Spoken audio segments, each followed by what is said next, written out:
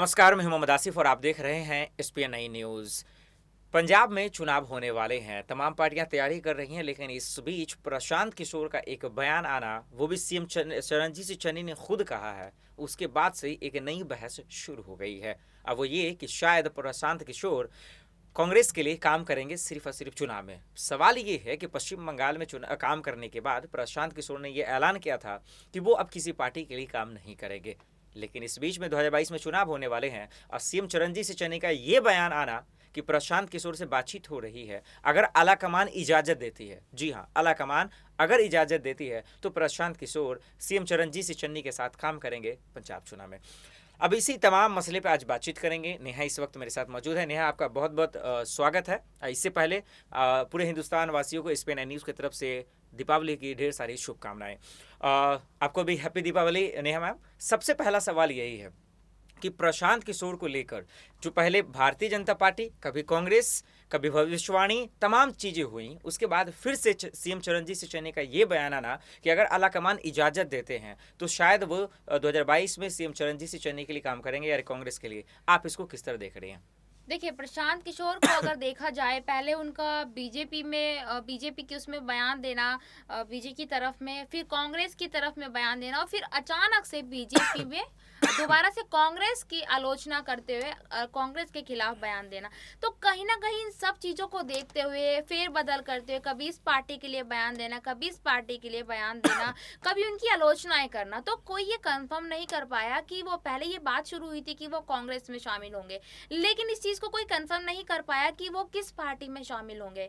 जैसे कि अगर पश्चिम बंगाल के इलेक्शंस की बात की जाए, वहाँ पे जो विधानसभा चुनाव हुए थे, तब भी लोगों ये अटकलें लगा रहे थे कि वो टीएमसी में शामिल होंगे, लेकिन ऐसा कुछ हुआ नहीं था। उन्होंने सिर्फ ममता बनर्जी की चुनाव लड़ने में मदद की थी। तो जैसे कि अभी आपने मुझसे सवाल पूछा है, जो चरणजीत सिंह चन्नी ने ऐसा बोला है कि हो सकता है कि वो मदद करेंगे चन्नी के साथ मिलकर पंजाब कांग्रेस के लिए, तो कहीं ना कहीं देखिए, उनको चुनावी रणनीतिकार तो माना ही जाता है।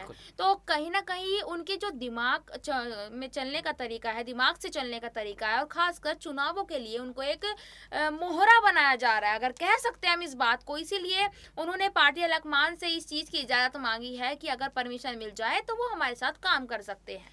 बिल्कुल, इसमें कोई शक नहीं कि वो बहुत शातिर हैं। यही वजह है कि आज पूरा हिंदुस्तान उन्हें चुनावी रणनीतिकार से जाने जाते हैं।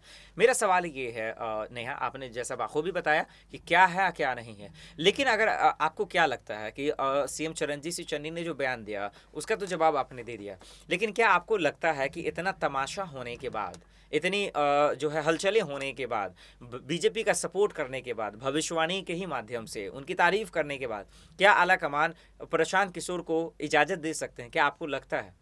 देखिए, ये राजनीतिक की बात है कि राजनीति में क्या नहीं हो सकता और क्या हो सकता है, ये तो हम भी नहीं जानते और आप भी नहीं जानते हैं। एक सेकंड में बयान किसके खिलाफ में हो जाए और किसके फायदे में हो जाए, कौन मंत्री, कौन कुछ भी बोल सकता है राजनीति में, तो हम ये किसी पे भरोसा नहीं कर सकते हैं। लेकिन हाँ, पार्टी हाईकमान को अगर ये लगेगा कि हाँ, मुझे कुछ फायदा मिल सकता है चुनाव में, तो वो बिल्कुल शामिल करेंगी। फिर तो चाहे उनकी पार्टी के बारे में या खुद उन्हीं के बारे में किसी ने कुछ भी उल्टा बयान दिया हो, तो अपने चुनावी फायदे के लिए तो वो बिल्कुल शामिल करना चाहेंगे। एग्जैक्टली, कुर्सी की मलाई के लिए किसी भी हद तक नहीं रहा जा सकते हैं। बिल्कुल नेहा, मैं आपकी बातों से सहमत करता हूँ, शायद दर्शक भी करेंगे। अब आगे बात करते हैं कैप्टन अमरिंदर की। जिस तरह से कैप्टन अमरिंदर ने पहले पार्टी का ऐलान किया, फिर उन्होंने अपना नाम भी दे दिया, लेकिन कांग्रेस से कनेक्शन रखा है, क्योंकि लास्ट में कांग्रेस उन्होंने जोड़ा, जैसे कि टीएमसी का तृणमूल कांग्रेस है। तो नेहा, क्या मान लिया जाए कि पंजाब चुनाव में कांग्रेस के लिए एक चुनौती खड़ी हो गई, क्योंकि जिस तरह से उन्होंने अपना इस्तीफा सोनिया गांधी को भेजा है, उसमें बहुत सारी दर्द दिखाई दिया है। कहीं ना कहीं नवजोत सिंह सिद्धू को उन्होंने कहा कि जिस तरह से मेरी बेइज्जती हुई, सोनिया गांधी के बारे में कहा कि उन्होंने अपने आंख मूंद लिए। तो क्या मान लिया जाए कि कांग्रेस के लिए एक नया विपक्ष और नया सबसे बड़ा मुसीबत 2022 के चुनाव से पहले खड़ा हो गया कांग्रेस के लिए? देखिए, बिल्कुल कह सकते हैं। जिस तरीके से अमरिंदर सिंह ने एकदम अचानक से पार्टी से इस्तीफा दे दिया, क्योंकि अभी तक तो बात हो रही थी कि उन्होंने अपने पद से इस्तीफा दिया गया था उनका, लेकिन अब पार्टी से इस्तीफा देते ही आप ये देखिए कि इस्तीफा देते ही उन्होंने अपनी पार्टी के नाम की घोषणा कर दी और पार्टी का नाम भी कांग्रेस से जुड़ा हुआ ही रखा है। तो हम ये बिल्कुल साफ साफ कह सकते हैं कि आने वाले विधानसभा चुनाव में पंजाब कांग्रेस के लिए एक बहुत बड़ी चुनौती खड़ी हो गई है। और जैसे कि आप जिस पत्र की बात कर रहे हैं कि उन्होंने अपने पत्र में एक एक चीज को मेंशन किया है, उन्होंने किस किस बात से वो नाराज थे, उन्होंने अपनी जिम्मेदारियों को लिखकर बताया है कि मैंने अपने ये काम किए हैं और इन पर एक बार नजर डालिए। कि जैसे आप बोलते हैं कि मैंने अपने काम नहीं किए हैं अच्छे से, तो उन्होंने हर चीज को 8 पन्नों का पत्र उन्होंने लिख कर दिया है। मतलब उन पन्नों पर उन्होंने एक एक चीज बताई है। एक एक चीज़ बताई है। अब सवाल ये है कि क्या जिस तरह से कैप्टन अमरिंदर चली, पहले तो चर्चाएं हुई, उसके बाद बहस शुरू हुई, लेकिन क्या अब मान लिया जाए कि कैप्टन अमरिंदर पहले गृह मंत्री अमित शाह जी से मुलाकात करने वाले थे लेकिन नहीं हो पाया। क्या अब पार्टी का ऐलान करने के बाद, नाम रखने के बाद मान लिया जाए कि अगर किसान पे सहमति बनती है तो क्या कांग्रेस पार्टी से जो है साझा करेंगे और मिलकर साथ चुनाव लड़ेंगे? मिलकर अगर चुनाव लड़ते हैं तो ज़्यादा चुनौती दे पाएंगे नवजोत सिंह सिद्धू को या कांग्रेस को, या फिर अकेले? नेहा। देखिए, ये नहीं कह सकते हम कि वो पंजाब कांग्रेस के साथ मिलकर चुनाव लड़ेंगे। देखिए, उन्होंने साफ साफ कुछ दिन पहले एक बयान दिया था कि वो सिद्धू के बिल्कुल अगेंस्ट में खड़े होंगे, सिद्धू की पार्टी से बिल्कुल अगेंस्ट में खड़े होंगे। तो हम ये कह नहीं सकते कि वो मिलकर चुनाव लड़ेंगे, क्योंकि उनको उसी जगह से चुनाव लड़ना है और उस सिद्धू जिस जगह से सिद्धू है उसी जगह से चुनाव लड़ना है और सिद्धू से जीत हासिल ही करनी है उन्हें। इस चीज़ की उनको जिद कहते हैं, मतलब कि एक जिद हो गई है कि उनको अपनी पार्टी को जीत दिलानी ही दिलानी है। जीत दिलानी है, बिल्कुल, इसमें कोई शक नहीं। एक आखिरी सवाल नेहा आपसे, कि पंजाब में चुनाव होने वाले हैं, तमाम चीज़ें जो अभी चल रही हैं वो बहुत कहीं ना कहीं कांग्रेस के लिए सही नहीं है, चाहे वो प्रशांत किशोर को लेकर हो, नवजोत सिंह सिद्धू या फिर कैप्टन अमरिंदर को।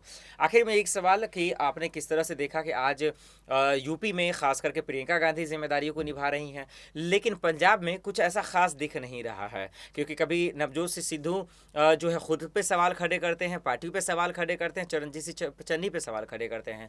तो क्या आपको लगता है कि प्रियंका जैसा रोल चरणजीत सिंह चन्नी निभा सकते हैं? क्या आपको ये लगता है कि चरणजीत सिंह चन्नी का वाकई जेन्युइन तरीके से नवजोत सिंह सिद्धू साथ देंगे, या फिर इस चरणजीत सिंह चन्नी का साथ देने के लिए क्या प्रियंका गांधी को फिर से पंजाब में आना ही पड़ेगा? देखिए, प्रियंका जिस तरीके से जिम्मेदारी निभा रही है उत्तर प्रदेश में, चन्नी मुझे नहीं लगता कि उस हद तक जिम्मेदारी निभा सकते, और खासकर पंजाब में, क्योंकि पंजाब में जो आंख मिचोली चल रही है पंजाब कांग्रेस में, वो बिल्कुल अलग चल रही है। वहाँ पे आप पंजाब कांग्रेस की अपनी आंतरिक कलह खत्म नहीं हो रही है, तो वो कहाँ उत्तर प्रदेश की तरह वो जिम्मेदारियां निभा लेंगे। मुख्यमंत्री की बात अगर की जाए चरणजीत सिंह चन्नी की, तो वो उनको खुद ही समझ में नहीं आ रहा है। कभी कोई कुछ बात बोलता है, कभी कोई अलग बयान देता है, कभी कोई इस्तीफा दे देता है, कभी कोई इन सबको देखते हुए वो घिर चुके हैं। उनको खुद समझ में नहीं आ रहा है कि आखिर वो फैसले ले और अगर चुनावों के लिए काम करे, प्रचार करे, रैलियां करे, तो किस बेस पे करे, उन्हें कुछ समझ में ही नहीं आ रहा है। तो ये नहीं कह सकते हैं कि हम जिस तरीके से प्रियंका गांधी अपना काम कर रही है उत्तर प्रदेश में, और पंजाब में भी चन्नी इसी तरीके से करेंगे। बिल्कुल, मुसीबतें बहुत हैं लेकिन मोहलत कम है, वक्त कम है, और इस बीच में सीएम चरणजीत सिंह चन्नी को कुछ ऐसा करना होगा जो 2022 में करिश्मा हो जाए। लेकिन अब देखना होगा। बाखूबी नेहा ने समझाया कि प्रशांत किशोर को लेकर जो अब फिर से एक नई बहस शुरू हुई है, तो आला कमान इसके लिए इजाज़त देते हैं या नहीं। अगर नहीं देते हैं तो सीएम चरणजीत सिंह चन्नी के लिए मुसीबत और भी बढ़ जाएगी। बहुत बहुत शुक्रिया नेहा, हम इन तमाम सवालों का जवाब देने के लिए। फिलहाल के लिए इतना ही, बाकी खबरों के लिए देखते रहें SPN9 न्यूज़। नमस्कार।